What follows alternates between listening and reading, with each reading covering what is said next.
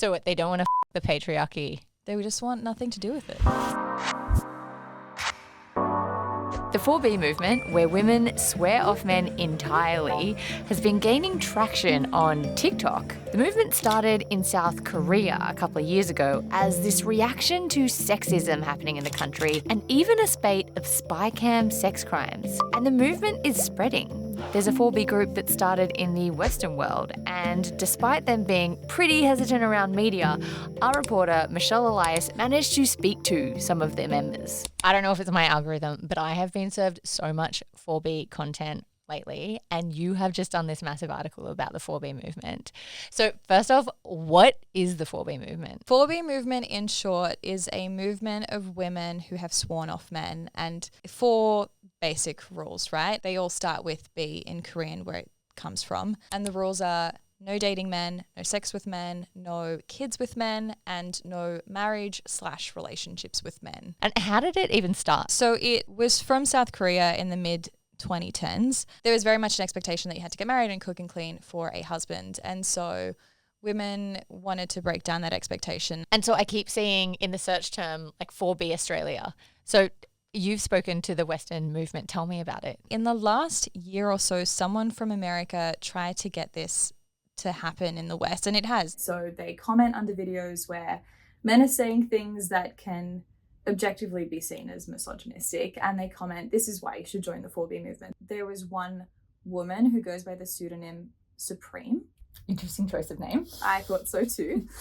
And she is essentially pioneering this group, doing live streams to get women to join. And she has recruited 100 women, but has been in contact with about 600. But then a bunch of other people told me that they follow the rules but aren't connected to the group. They eventually invited me to a spontaneous Zoom call. Okay, wait. So you just open you get a call and you open it and there's like 20 women on the line, like ready to talk about 4B. Like, give me clarity. I get a message saying, "We are waiting for you." Okay. Which sounds very Chills ominous. run down the blood. Which sounds very ominous, especially after a series of messages where they didn't believe that I was a journalist, and they said that they were going to message SBS to make sure that I was Michelle and that they thought I was impersonating. So there was a bit of distrust. Okay. And what did some of these women say why they joined the movement? Lots of things. A few of them were very honest about having lots of trauma in their past, especially trauma at the hands of men, which explains why they obviously struggled to have some sexual relationships or even dating with men. A few of them have had friends, mothers, family killed by men in their life, is what they told me. So there was previous distrust before they came across this movement, and the movement was the light bulb moment where they said, okay, I somewhat believe in this. I've been following some of these rules already. Now I just have a group which is a bit more structured, which lets me connect with other women who believe these things as well. And so what happens in these meetings? Is it kind of like sermons or lectures from like Supreme, Lady Supreme? Or like honestly, a little bit. So women who are already mothers, and obviously there is this rule that you can't have any more kids, women who are already mothers are given lessons on how to parent their kids, especially if they're boys. Mm-hmm. So they talk a lot about the patriarchy and expectations that men put on women, and so they're having seminars, is what they call them, to help women parent their sons. But then also for women who are religious, there is this very, very firm belief that you have to break away from religion, because a lot of the main religions, so Abrahamic religions, Judaism, Catholicism, and Islam, speak a lot about having kids and how this is a good thing, and that directly conflicts with one of the B's of not having childbirth. And they say not to have kids because they think that you are complicit in upholding the patriarchy if you have kids in a world where women, in their eyes, aren't treated the same as men. They fully know that they are strict, and they say that if you like men, if you want to date men, sure, go ahead, but just don't join the group. So they'll kick people out. Is this the first time that women have chosen to break away from men? No, and not even the first time in the world, but in Australia this has happened before. What? In the 70s in Melbourne, There were female-only communes where no men were allowed to enter, and they swore off men completely. And they were protesting, and apparently it was like a huge moment at the time. Some of them weren't necessarily gay, but they got into relationships with one another just as a big fuck you to men. Do you interpret the 4B movement as radical? And if someone were to say 4Bs are just the female incels, is that right or wrong? It's a little bit different for a few reasons. The incel side of things, within the name itself, there's like some involuntary aspect of it. So they feel scorned by women because they can't get into these relationships, and they say that they do want these relationships.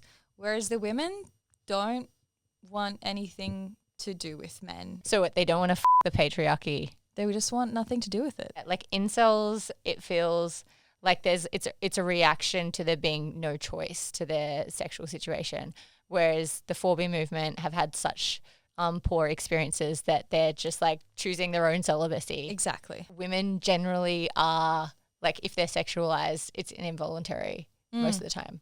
Which is why they make these choices to stay away from the male gaze. So women told me that they're not wearing as much makeup, they're not putting effort into their hair, but then others were clashing and saying, I want to do it for me. And they said on the most extreme end, where it emerged in South Korea, that women were shaving their heads, and a lot of them weren't keen on that, but it was just interesting to see the extreme. Do the 4B movement consider themselves radical? I spoke to 2 feminist experts, and both of them were happy to use the word radical. They said that they fit the textbook definition, that they're not the first female separatist movements to break away from men.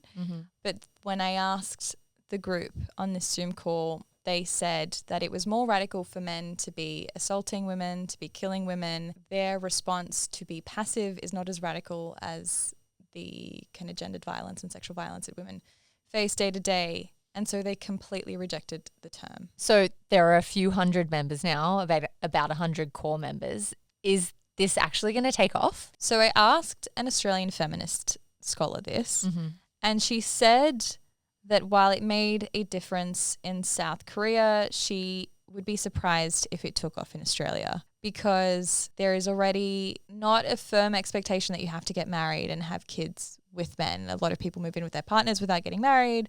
A lot of people don't want to have kids. This whole child-free movement is very much acceptable, and you're not going to be kind of shunned or excommunicated for moving in with your partner before marriage. She also thinks we're more sex positive, so we wouldn't want to swear off sex. Where do they see the long-term plans for the movement? So they hope that the movement will grow. They are almost sharing the word around to recruit. There is a spreadsheet of women who have joined. And I guess the whole message is they want men to appreciate their worth by noting their absence. The 4B movement is all over my TikTok, but I also see that maybe it's like overhyped. Is it? Yeah, so I saw a video, probably the same video, of a woman, and it has hundreds of thousands of views, saying that it's being overhyped. But I interviewed a South Korean feminist scholar for the article, and she said that she completely rejects that idea, because after the movement took off in South Korea, there is no longer this expectation that you have to get married to men, and that women are moving out and who are basically starting this other part of their life without men. So they're having independent lives and kind of like throwing off the social expectations for them to get married. Yes. Wow. Okay. So the 4B movement in South Korea really did have an impact. Yes. And she would attest to that and will fight anyone on the internet who says otherwise. Okay. I will never try to fight that one. Okay. Thank you so much for joining me. That was really interesting. Thank you for having me.